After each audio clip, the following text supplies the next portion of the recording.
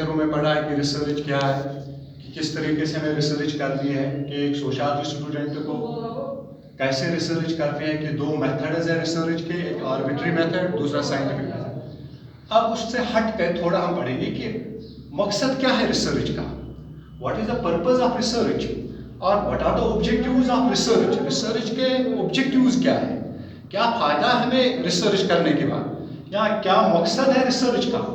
देखो रिसर्च से क्या होता है कि सबसे पहले ये इंसान की नॉलेज को एक्सटेंड करता है। जब हम रिसर्च में लगते हैं, we discover new knowledge, we discover new facts, we find new laws, we make new rules about the subject, about the issue, about the problem. देखो research extend knowledge of human being, social life and environment. यानी ये इंसान की knowledge को extend करता है, उसकी social life जो है उसमें इंप्रूव करता है, उसके बिहेवियर में चेंज लाता है, उसको दिखाता है he is civilised, he is not uncivilised. या जो हमारा सोशल एनवायरनमेंट है कि किस तरीके से हम अपना एनवायरनमेंट दुरुस्त करें, कि एनवायरनमेंट इकोलॉजी या जो हमारा सोशल एनवायरनमेंट है, हमारा फैमिली सेटअप है, हम सोसाइटी में रहते हैं कि वहाँ किस तरीके से हमें एनवायरनमेंट अच्छा बनाना है, किस तरीके से हमें इंप्रूव लाना है एनवायरनमेंट में। दैट इज रिसर्च, कि रिसर्च एक्सटेंड नॉलेज। यानी जब हम रिसर्च करेंगे तभी तो नॉलेज बढ़ेगी। जब हम किताबों पे जाएंगे, जब हम फैक्ट्स को ढूंढने की कोशिश करेंगे, तभी तो नॉलेज हमारी बढ़ेगी। अदरवाइज हम रट्टा लगाते हैं, जो सदियों से किताबें हैं हमारे पास वो पढ़कर, वो जो हमारे बाप दादाओं ने किताबें पढ़ी है, हमारे माँ बाप ने पढ़ी है, वही हम भी आगे तो कि हमारा कंट्रीब्यूशन क्या है सोसाइटी में। ये कंट्रीब्यूशन, यही तो नॉलेज एक्सटेंड है कि आप नया कुछ करो, नए चीज़ों को सामने लाओ, नए फैक्ट्स को सामने लाओ, नए रूल्स को सामने लाओ, नए लॉज को डेवलप कर लो। जो लॉज अभी तक बने नहीं है साइंस में, मैथ में या बाकी चीज़ों में या हमारी सोसाइटी में, उन तरीकों को, उन रूल्स को अपना, that extend is the knowledge. उसी को हम नॉलेज एक्सटेंड कहते हैं कि हमें वही आम लोगों की तरह नहीं रहना है। We are the sociology students, our knowledge shall be improved. हमारी हर चीज में इंप्रूव होनी चाहिए, हमारे बिहेवियर में इंप्रूव होना चाहिए।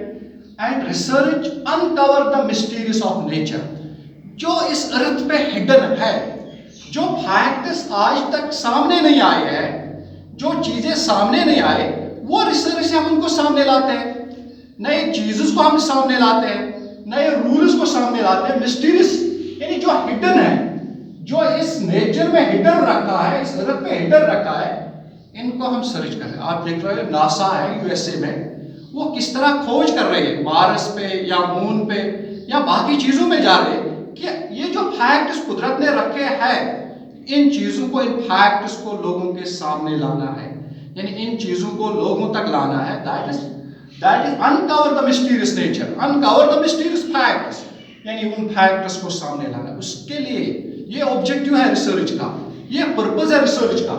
Research verifies and test the existing facts and theories, यानी जो थ्योरी हमारे पास है, जिसको हम रट्टा लगा रहे हैं, हमने कभी देखा कि ये प्रूव है या नहीं।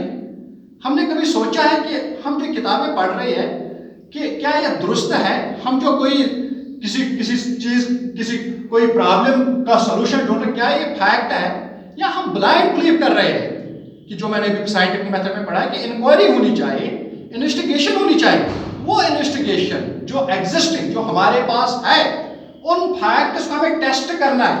क्या ये जो फैक्ट्स हमारे पास है, क्या ये दुरुस्त है, क्या ये जो चीजें हमारे पास है, क्या ये सही है। ये जो थ्योरीज हम पढ़ रहे हैं साइंस में या बाकी चीजों में, क्या हमने कभी अपना माइंड यूज किया है कि ये थ्योरीज सच है या झूठ है। दैट मीन्स जब हम रिसर्च से वेरीफाई करेंगे कि ये टेस्ट करेंगे एग्जिस्टिंग जो हमारे पास है, उन फैक्ट को हम दुरुस्त करें, उन फैक्ट्स को रीड करें, उस काम रिसर्च आती है। या research aims at finding solution to the problems like social economic problems। हमारी सोसाइटी में सोशल इकोनॉमिक प्रॉब्लम है, बहुत सारी प्रॉब्लम है सोसाइटी में। लाइक सोशल इकोनॉमिक प्रॉब्लम है, ह्यूमन रिलेशंस दिन ब दिन खराब होते जा रहे हैं। फैमिली हायरार्की थी, फैमिली में एक हायरार्की सिस्टम था, वो हायरार्की सिस्टम खत्म हुआ। सोसाइटी में एक हायरार्की सिस्टम था, वो हायरार्की सिस्टम खत्म हुआ। यानी ये सोशल प्रॉब्लम है कि सोशल इकोनॉमिक प्रॉब्लम लाइक कि अनएम्प्लॉयमेंट है, पॉवर्टी है, ह्यूमन रिलेशंस है, या लोग जॉब के बगैर हैं, इतने सारे पढ़े लिखे लोग हैं उनके पास जॉब नहीं है, यानी ये प्रॉब्लम है, इकोनॉमिक प्रॉब्लम। क्या हमारे पास इंडस्ट्री क्यों नहीं है? क्या अगर दूसरे स्टेटस है डेवलपमेंट तो हमारी स्टेट क्यों नहीं? That is economic problem. Social problem, unrest है सोसाइटी में, अनरेस्ट है, it is a social problem. Society आजकल ब्रेक डाउन हो रही है। एक जमाना था जब ज्वाइंट फैमिली हुआ करती थी, आज की डेट में हम न्यूक्लियर फैमिली, अब सिंगल फैमिली की तरफ जा रहे हैं। यानी ये जो ब्रेकअप, ये जो ब्रेक डाउन हो रही है सोसाइटी में, हमारे रिलेशंस में, इनको समझने, इनका सोल्यूशन ढूंढने के लिए, हमारे बिहेवियर में इंप्रूव करने के लिए हम रिसर्च करें। ये मकसद है रिसर्च का। या research aims at developing new tools, concepts, theories for better study of unknown phenomena. यानी वो चीजें लाना, वो डेवलप करना, वो टूल्स, नए कंसेप्ट्स, नए थ्योरीज। हमें अब भी वो पुरानी थ्योरियां, पुराने फैक्ट्स, बल्कि रिसर्च का मतलब है कि नए थ्योरीज को लाना, नए थ्योरीज पढ़ना, नए थ्योरीज को डिस्कवर करना, नए कंसेप्ट्स बनाना, नए टूल्स बनाना जो आने वाली जनरेशन या आने वाले स्टूडेंट के काम आए। यानी ये रिसर्च का मकसद है। या अननोन, जो अननोन है, जो हिडन है, इन चीजों को सामने लाना ताकि जो आने वाली जनरेशन है उनको दिक्कत ना हो जाए, वो फैक्ट्स को रीड करे। या रिसर्च से क्या होता है? We develop the general laws, नए जनरल लॉ, चाहे फिजिक्स में हो, चाहे मैथमेटिक्स में हो, या साइंस में, नए लॉज हम डेवलप करते हैं, नए रूल्स। या थ्रू दिस रिसर्च, इसी रिसर्च के जरिए हम नए कंसेप्ट्स, नए जनरल लॉज या new rules we made by this research, या may be enable us to make the reliable prediction of events yet to happen। कि आने वाले जो इवेंट्स है इनको हम कैसे डील करेंगे, आने वाली जो हमें सोशल प्रॉब्लम्स है इनको हम कैसे डील करेंगे, ये रिसर्च का मकसद होता है। या हम रिसर्च को ये भी कहेंगे कि research it also aids for planning.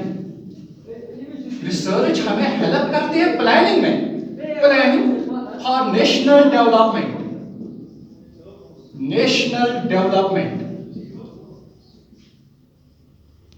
मुल्क को डेवलप करने के लिए, अपने सोसाइटी को डेवलप करने के लिए हम प्लान बनाते हैं, किस तरीके से हमारी सोसाइटी डेवलप हो जाए।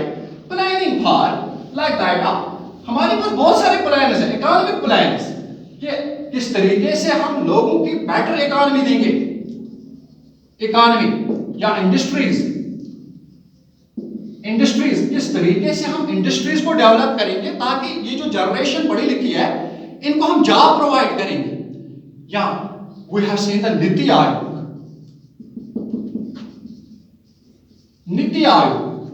आयोग है 5 year plan, it is based on research कि जो गुजरे हुए 5 साल थे इनमें क्या वीकनेस रही।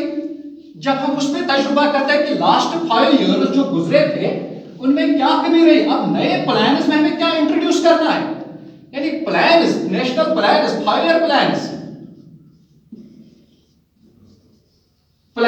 जो 5 साल का प्लान हम बनाते हैं नीति आयोग में कि आने वाले 5 सालों में हम मुल्क के लिए क्या क्या कर रहे हैं, मुल्क की कौन सी डेवलपमेंट देने जा रहे हैं। Like that development for agriculture में कितनी हम इंप्रूवमेंट लाएंगे।